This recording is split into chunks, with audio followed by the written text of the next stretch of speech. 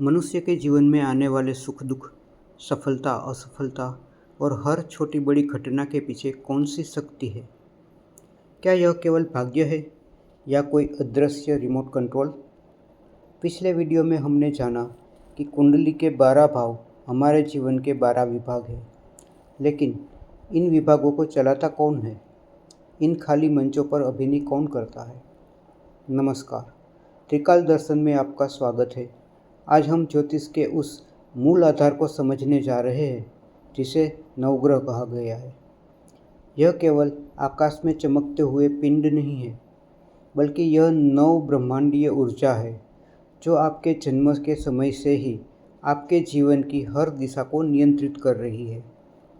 सूर्य की आत्मा से लेकर केतु के मोक्ष तक हर ग्रह का अपना एक स्वभाव है और आपके जीवन पर एक गहरा प्रभाव है। आइए आज भगवान महाकाल के आशीर्वाद के साथ इन नव संचालकों के रहस्यों को उजागर करते हैं। सबसे पहला ग्रह है सूर्य। सूर्य को आत्मा और सत्ता का कारक माना गया है और ये आत्मा, पिता, राजा, स्वास्थ्य, सत्ता और आत्मविश्वास को दर्शाता है। सूर्य सौरमंडल का केंद्र है और ज्योतिष में इसे ग्रहों का राजा माना गया है। यह आपके आत्मसम्मान और जीवन शक्ति को दर्शाता है। यदि सूर्य मजबूत हो तो व्यक्ति साहसी, आत्मविश्वासी और नेतृत्व करने वाला होता है। कमज़ोर होने पर व्यक्ति को हृदय रोग या पिता से कष्ट हो सकता है। आइए अब बात करते हैं चंद्र की। चंद्र को मन और भावना का कारक माना गया है। यह मन, माता, भावनाएं, मानसिक शांति, चंचलता और जल को दर्शाता है। चंद्र पृथ्वी के सबसे करीब है और हमारे मन पर सबसे गहरा प्रभाव डालता है। यह हमारी भावनात्मक प्रतिक्रिया को नियंत्रित करता है। मजबूत चंद्रमा व्यक्ति को शांत, संवेदनशील और खुश मिजाज बनाता है।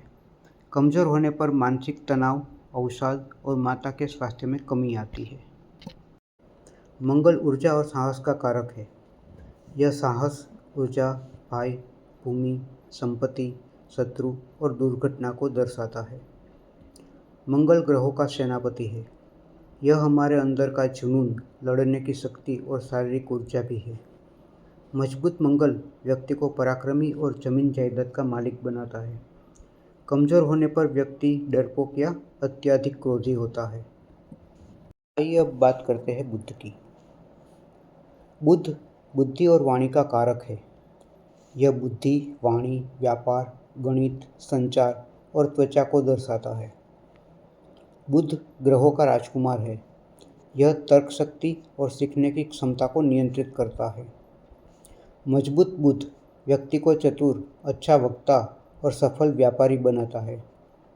कमज़ोर होने पर व्यक्ति को बोलने में दिक्कत या निर्णय लेने में परेशानी होती है। अब बात करते हैं गुरु की, जिसे हम बृहस्पति के नाम से भी जानते हैं। गुरु ज्ञान और भाग्य का कारक है। यह ज्ञान, भाग्य, गुरु, आध्यात्मिकता, सुख समृद्धि, संतान और विदेश यात्रा को दर्शाता है। गुरु सौरमंडल का सबसे बड़ा और सबसे शुभ ग्रह माना जाता है। यह विस्तार और ज्ञान का प्रतीक है। मजबूत गुरु व्यक्ति को बुद्धिमान, धार्मिक और जीवन में सफलता दिलाने वाला होता है। कमज़ोर होने पर व्यक्ति घमंडी या धन की कमी से जूझ सकता है। अब बात करते हैं शुक्र की। शुक्र प्रेम और विलासिता का कारक है। यह ग्रह प्रेम, विवाह, विलासिता, कला, सुख, सुविधाएं, वाहन और सौंदर्य को दर्शाता है। शुक्र ग्रहों का मंत्री है। यह जीवन के सभी भौतिक सुखों और संबंधों की मधुरता का कारक है। मजबूत शुक्र व्यक्ति को आकर्षक, कला प्रेमी और ऐश्वर्यपूर्ण जीवन देने वाला होता है। कमज़ोर होने पर वैवाहिक जीवन में समस्याएं और धन की कमी रहती है। अब बात करते हैं शनि की। शनि को कर्म और न्याय का कारक माना गया है। यह ग्रह कर्म, न्याय, आयु, दुख, मेहनत, अनुशासन और पुरानापन को दर्शाता है। शनि ग्रहों का न्यायाधीश है। यह हमें अनुशासन सिखाता है और हमारे कर्मों के अनुसार फल देता है।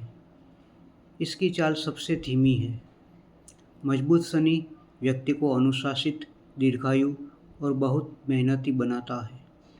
कमज़ोर होने पर व्यक्ति को गरीबी, लंबी बीमारी और संघर्षों का सामना करना पड़ सकता है। हमारा अगला ग्रह है राहु। राहु को भ्रम और अचानक बदलाव का कारक माना गया है।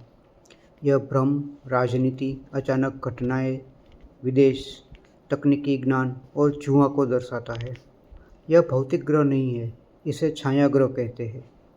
मजबूत राहु व्यक्ति को राजनीति में सफलता और अचानक लाभ देता है।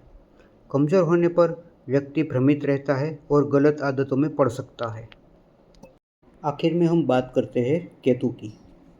केतु को वैराग्य और मोक्ष का कारक माना गया है। यह वैराग्य, आध्यात्मिकता, मोक्ष, गुप्त ज्ञान, तंत्र मंत्र और पुरानी चीज़ों को दर्शाता है। इसे भी छाया ग्रह कहते हैं। मजबूत केतु व्यक्ति को आध्यात्मिक ज्ञान और मोक्ष की ओर ले जाता है।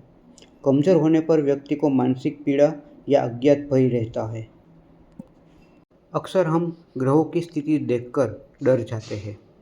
हमें लगता है कि यदि शनि की दृष्टि है या राहु का साया है तो सब कुछ बर्बाद हो जाएगा। लेकिन याद रखिए, ग्रह हमें डराने के लिए नहीं, हमें सुधारने के लिए आते हैं। ज्योतिष शास्त्र में ग्रहों के बुरे प्रभाव को कम करने के लिए 3 मुख्य स्तंभ बताए गए हैं। पहला है दान। जो ग्रह आपको पीड़ित कर रहा है उससे संबंधित वस्तुओं का दान करें। यह आपके कर्मों के बोझ को कम करता है। दूसरा है मंत्र। शब्द ही ब्रह्म है। ग्रहों के बीज मंत्रों का जाप आपके आसपास एक रक्षा कवच बनाता है जो नकारात्मक ऊर्जा को आप तक पहुंचने से रोकता है। और तीसरा है आचरण। यह सबसे महत्वपूर्ण है। यदि शनि खराब है तो मेहनतकश लोगों का सम्मान करें। यदि गुरु कमज़ोर है तो बड़ों का अनादर न करें। आपका सही आचरण किसी भी रत्न या अंगूठी से बड़ा उपाय है। और सबसे बड़ा उपाय स्वयं महाकाल की शरण, जो कालों के भी काल है।